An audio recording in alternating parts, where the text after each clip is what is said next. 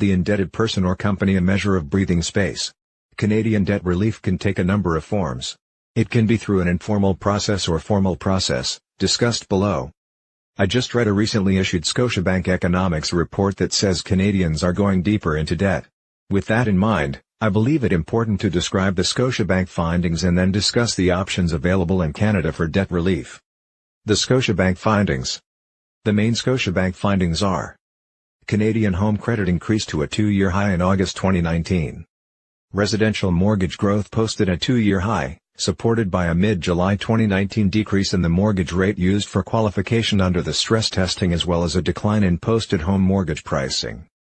Consumer debt growth struck a 10-month high on the whole, but the year-over-year pattern was the same as July 2019. The increase in overall household credit was boosted by a much easier borrowing environment.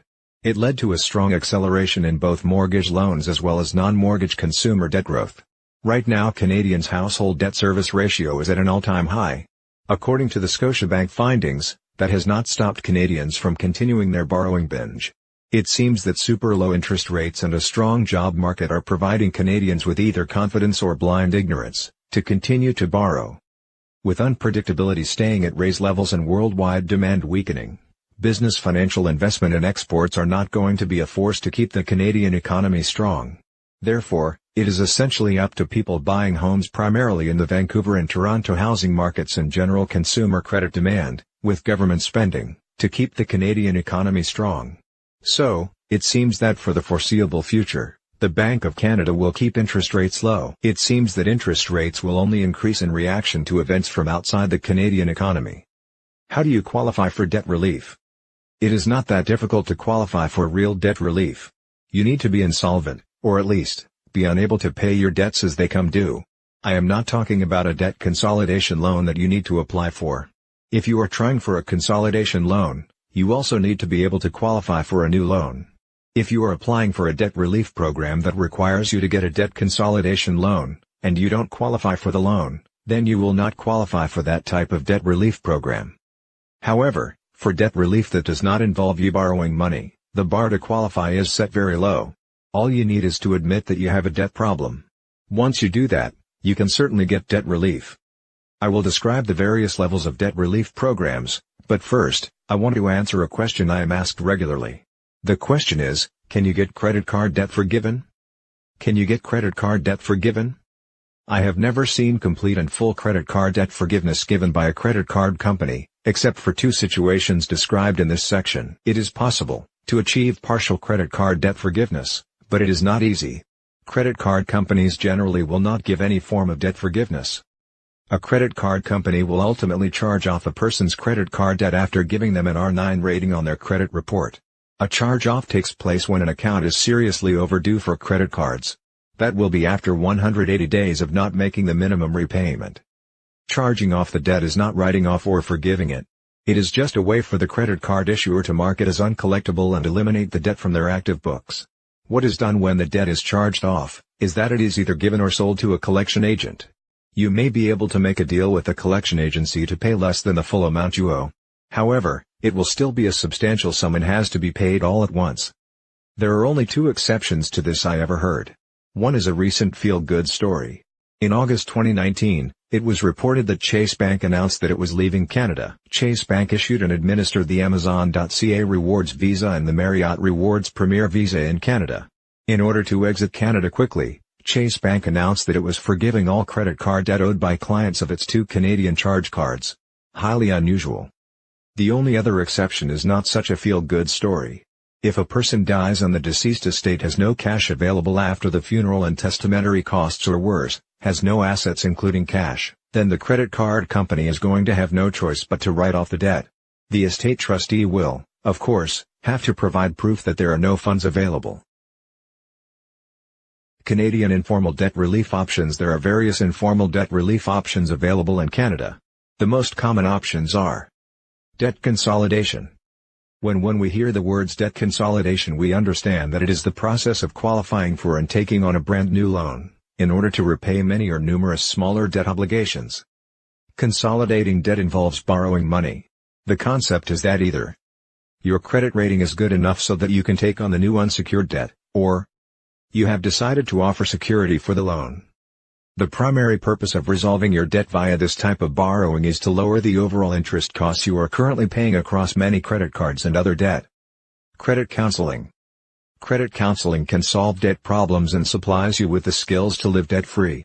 Credit counseling solutions consist of teaching proper budgeting, how to use debt sensibly, rebuilding credit and debt management programs. A word of caution.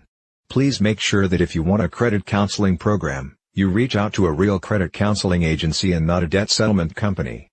The Financial Consumer Agency of Canada has provided a stern warning for consumers to be careful when considering using a debt settlement company. The danger signals and warning signs that the agency warns consumers about are: high-pressure sales, unrealistic assurances, high costs, companies collecting monthly payments from you to pay to your creditors supposedly for an agreed-upon settlement amount but postponing repayments to the creditors. Debt settlement. I have also written about the dangers of debt settlement companies.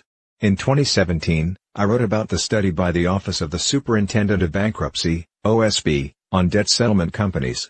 The main findings of the OSB report were that in 2016, the OSB record indicates that in 2016, 17% of all consumer proposal filings, the customer reported having spent first for debt counseling from a debt settlement firm before being directed to a licensed insolvency trustee, LIT, formerly called a bankruptcy trustee. 57% of the consumer proposal filings for which earlier debt settlement guidance was obtained, the LITs had connections with two large volume debt settlement businesses.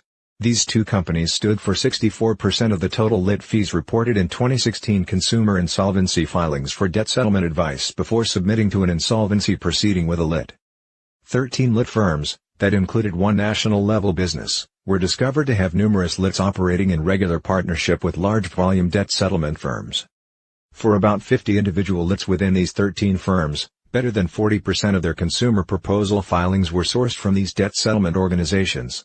For about 20 of those LITs, more than 90% of their consumer proposal work originates from these two businesses. Debt settlement companies have long used scare tactics with consumers to attract business.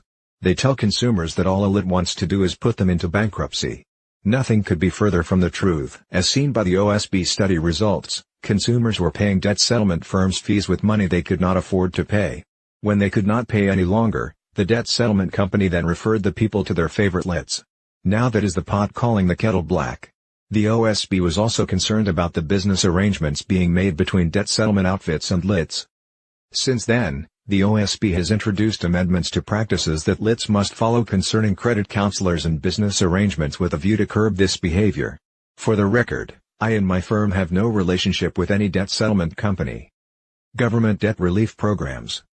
There are only two government debt relief programs, I, consumer proposal, and 2. Bankruptcy, being the most drastic one. I have written about consumer proposals many times. A consumer proposal is the only structured formal procedure sanctioned by the Government of Canada under the Bankruptcy and Insolvency Act, R.S.C., 1985, c. B3, BIA. This process permits insolvent people to make an official offer to pay their creditors less than the full amount owing and full settlement of all debts. This federal government-authorized debt settlement strategy is to pay back only a portion of what you owe, and you can take as long as 5 years of routine monthly payments to do so. To qualify, a person must be insolvent and owe $250,000 or less to all creditors, other than for any financial debts protected security against their principal home. The most common examples are either a home mortgage or home equity line of credit registered against the real estate. A consumer proposal is a streamlined process meant to either reduce or totally eliminate the need to go to court. A successful consumer proposal allows the person to avoid bankruptcy while ultimately discharging all of his or her debts for an amount much less than the total amount owed. Summary. Since the purpose of this Brandon's blog is about dealing with debt before having to consider bankruptcy, I won't discuss the bankruptcy topic in here. Of course, anyone wanting to find out more about either a consumer proposal or bankruptcy can always call me. Do you have way too much debt? Prior to you getting to the phase where you can't make ends meet and your credit report looks awful, reach out to a licensed insolvency trustee, previously called a bankruptcy trustee. In fact, if you understand that you can't pay your financial debts, contact us. We understand the pain and stress excessive financial